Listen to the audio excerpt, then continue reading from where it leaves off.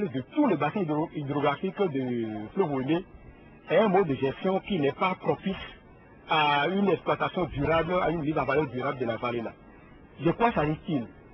Il s'agit en réalité des pratiques culturelles, de l'exploitation forestière, des techniques d'élevage qui ne sont plus justement en conformité avec la préoccupation majeure d'un développement durable, c'est-à-dire d'une préservation des écosystèmes vitaux.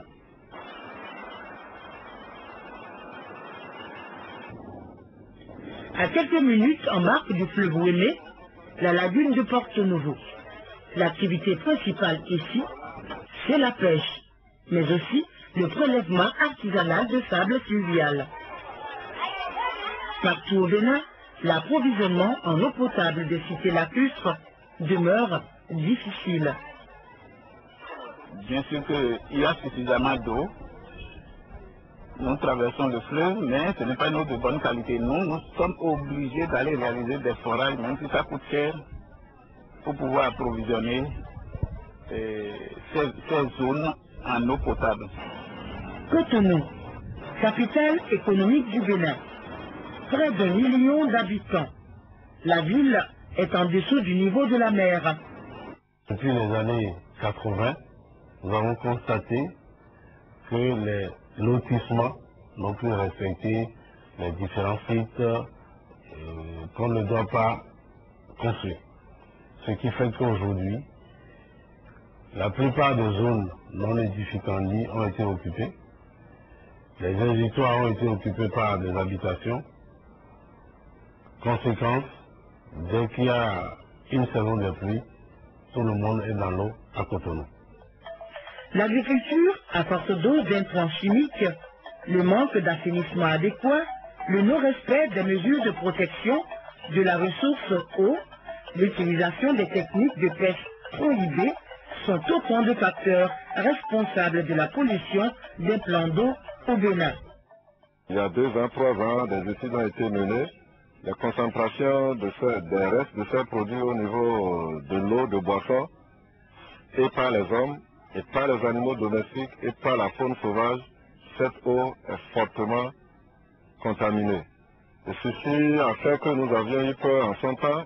On a dû alors essayer d'aller un peu plus loin en recommandant une autre étude et qu'on a réalisée sur la faune sauvage en prélevant les graisses et les foies. Et ça nous a également prouvé que ces animaux, en grande partie, sont également contaminés. Et on est allé même jusqu'au niveau d'un certain nombre d'espèces de poissons. Également, à ce niveau, c'est très très grave.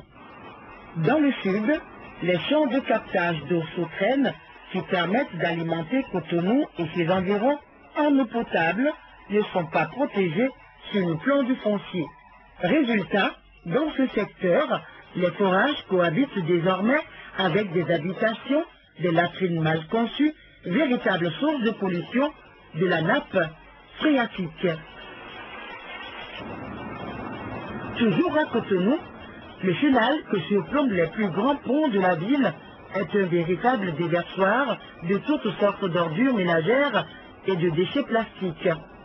Des poubelles géantes longent le chenal. Le comble, les industries de la ville rejettent leurs eaux usées dans l'océan Atlantique. Vous avez des usines qui fabriquent de la boisson, des brasseries. Vous avez des unités comme les abattoirs qui émettent tous les jours des eaux usées qui sont rejetées dans nos plans d'eau.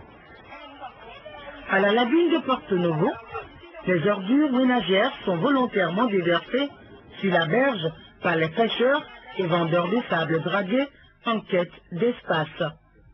La lagune est aussi prise au piège de la jacinthe d'eau et des pièges à poissons appelés acadia.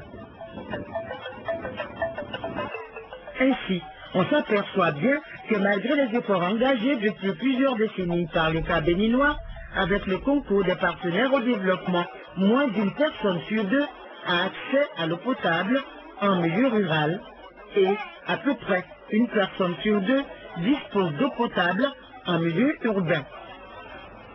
De même, avec l'augmentation de la population et selon les statistiques nationales, la disponibilité de l'eau par habitant s'est réduite de moitié entre 1955 et 1990. Cette situation pourrait s'aggraver à l'horizon 2025 en raison des changements climatiques, des pratiques de gaspillage d'eau et de la progression de la pollution. Face à ce constat, l'ensemble de la communauté nationale doit se mobiliser dans la perspective de l'atteinte des objectifs du millénaire pour le développement. Il s'agit notamment de couvrir 67% des besoins en eau potable et 69% des besoins en ouvrage d'évacuation des excréta des populations béninoises à l'horizon 2015.